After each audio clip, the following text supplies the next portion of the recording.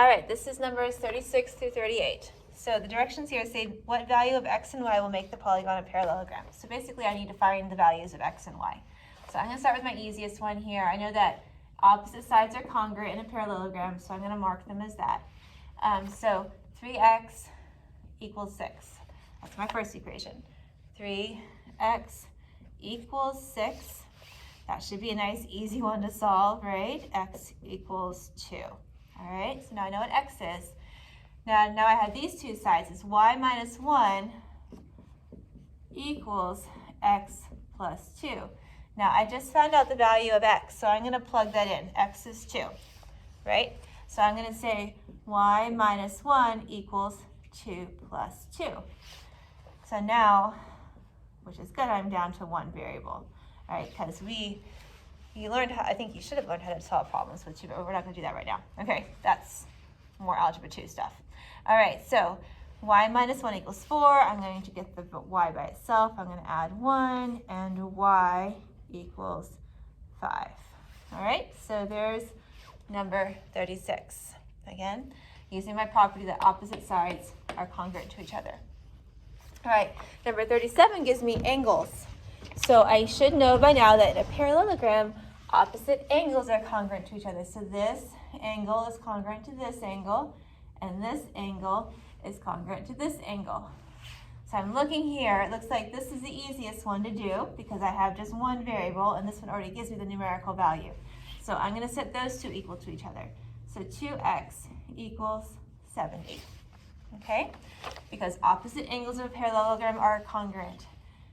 So I'm going to divide by 2, and I get x equals 35. Okay? Next, I am going to do, I am going to take these two across from here. Okay? And I'm going to say 3x plus 5 equals, actually, you know what? I'm going to do it a different way. I'm going to do it easier. We can do that. I could do these two, but there's an easier one. All right? I know these are congruent, but I also know that these two are consecutive angles, which means they're supplementary. All right? Let's do that, because that's less variables to deal with, okay? Because I already know what x is. So I'm going to say that this one plus this equals 180. X plus 3y equals, x plus 3y plus 70. Remember, these two angles together, because they're consecutive, are supplementary, equals 180. I'll go back and do it the other way here in just a minute, but I think this will be easier. Now, I already know what x is, right? I've got two variables. I don't want to have two variables. So I know what x is. I already figured that out. X is 35.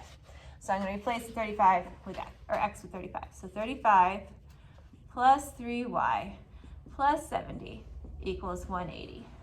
Okay? I'm going to combine my like terms. The 35 and the 70 become 105. So 3y plus 105 equals 180. All right, now I'm down. I have one variable, and I just need to get that variable by itself. So I'm going to subtract 105, and 3y equals, that's 575. Then I'm going to divide by 3, and y equals 25. All right, so x equals 35, and y equals 25. You can see that, okay? X equals 35, y equals 25. Now, I'm going to show you one other way you could have found y, okay? I'm going to erase this, because hopefully you already saw it, and show you the other way. So that I could have used the concept that opposite angles are congruent, which is what I started out to do, but I realized it was a little more complicated. But if you do this, it would be 3x plus 5 equals x plus 3y, because opposite angles are congruent. Just like we did these two are also congruent. But I've got two different variables here. However, I know that x equals 35. All right, so I'm going to plug in that 35. So 3 times 35 plus 5 equals 35 plus 3y. Okay? Now I need to follow my order of operations. 35 times 3 is going to give me 105, I think. 35 times 3, let me just double check that. Yes, 105. Plus 5 equals 35 plus 3y. All right? So I'm going to combine these two because those are like terms. So it becomes 110 equals 35 plus 3y. I'm going to subtract 35, and I should get 75 equals, this is beginning to look familiar, 3y. That cancels out. Divide by 3, and I get 25 equals y. So again, two different ways to find the same exact solution there. Okay, now you could also, to find x, you could have taken these two, because these two, you can see that. Here you go. These two angles right here are consecutive angles, and they both have an x term. So you could have said 2x plus 3x plus 5 equals 180. So that would be another way to solve for x. 2x plus 3x plus 5 equals 180, because they're consecutive angles, and consecutive angles are supplementary, which means they add up to 180. So you could have solved for x that way as well. All right? All right, last problem here, number 38. Here we go. And this should be fairly easy. We have got bisecting diagonals, which means this is congruent to this, and this is congruent to this. Okay? So 3x equals 12. That's my easiest one there. So I'm going to go ahead and do that.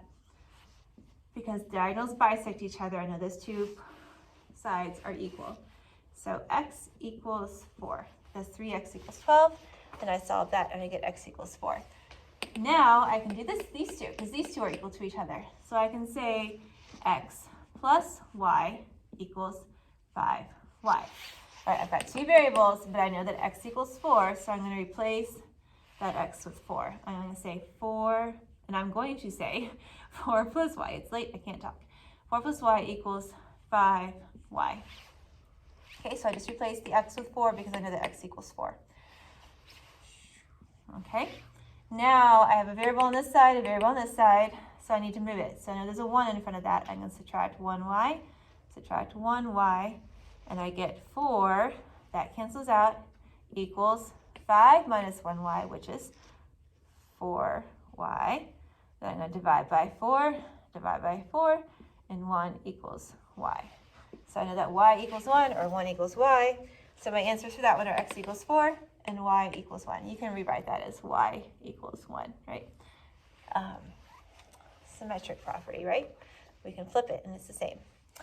Alrighty, that is the last one. There you go.